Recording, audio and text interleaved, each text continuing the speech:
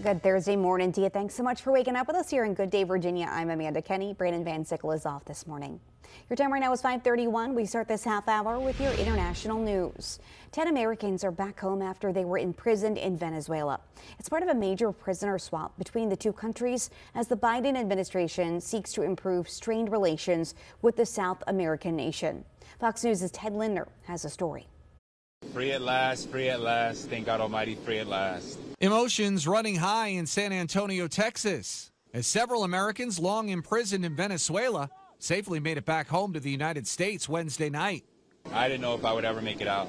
In a significant deal between the U.S. and Venezuela, the South American country freed 10 Americans in exchange for the release of a close ally of Venezuelan President Nicolas Maduro.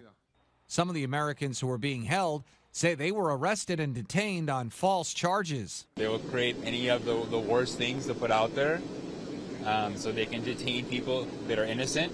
I was told that I was a spy, that I was there to commit espionage.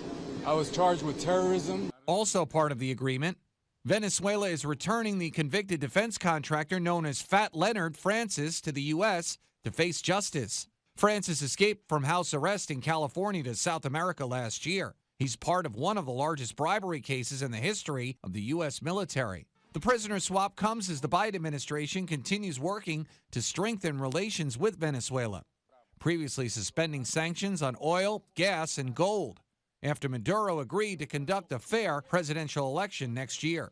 Venezuela thus far is keeping their commitment toward the democratic election.